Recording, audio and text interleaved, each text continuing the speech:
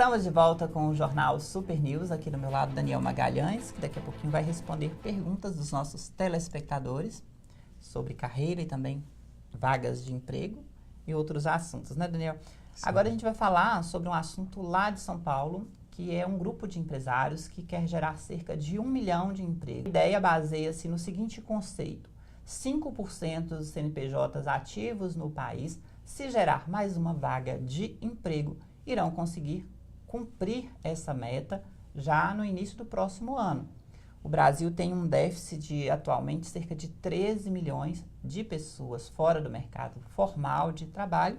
É uma iniciativa que visa atingir essa faixa e, pelo menos, garantir cerca de 1 milhão de empregos. Daniel Magalhães, é uma visão otimista desses empresários, mas uma iniciativa bacana, né? Eles podem chegar a conseguir alcançar essa meta, né? Sim, sim. Como empresário também vejo com bons olhos. Por quê, Júlio?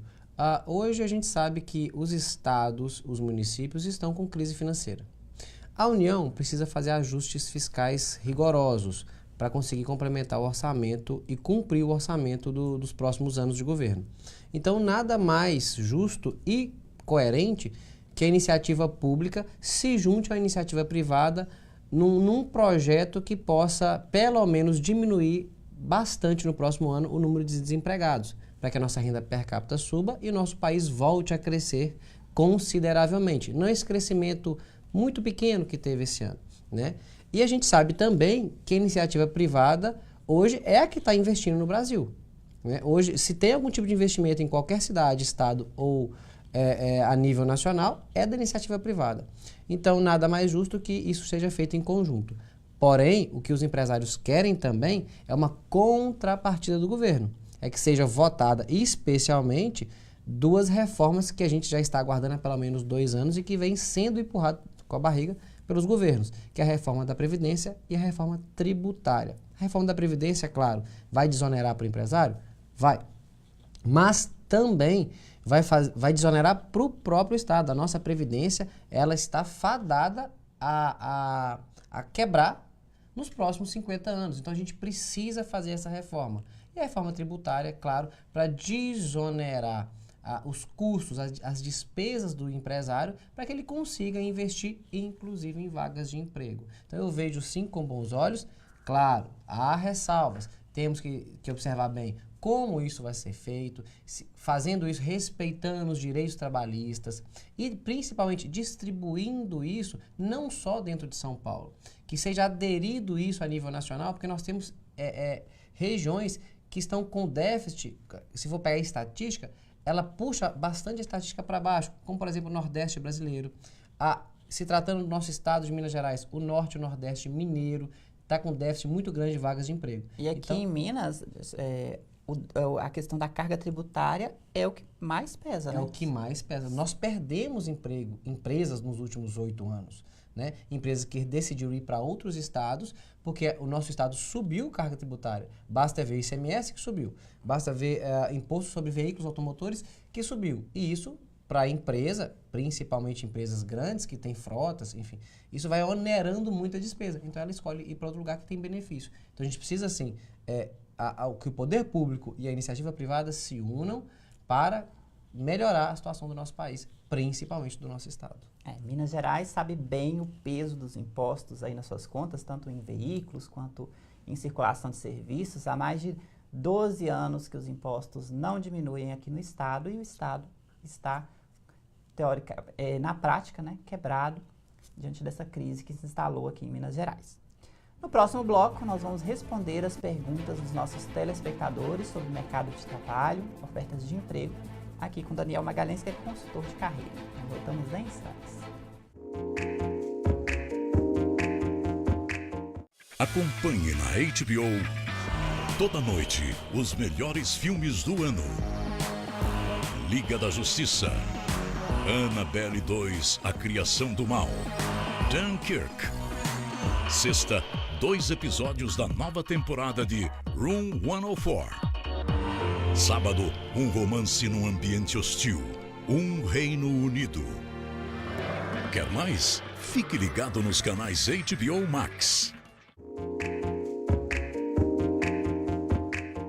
Estamos de volta com o Jornal Super News. Agora a gente abre espaço para responder as perguntas dos nossos telespectadores, Daniel, sobre ofertas de emprego, sobre carreira também e sobre tudo que a gente falou nos últimos programas, né? Sim. A primeira pergunta é da Cirlei Costa, ela é professora e pergunta por que as empresas ainda insistem na exigência de experiência para os candidatos.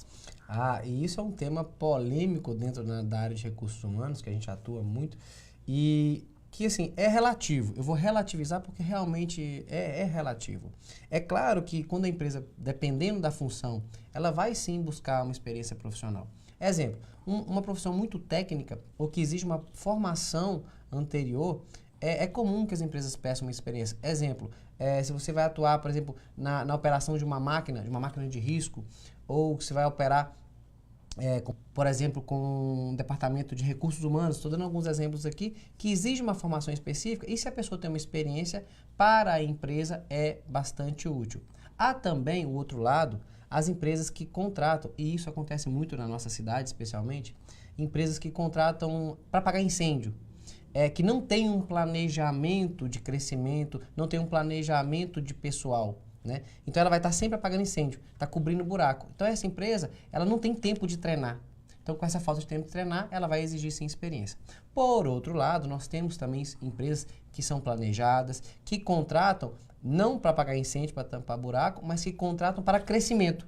Então essas empresas, elas têm tempo de treinar, elas têm tempo de formar o seu profissional.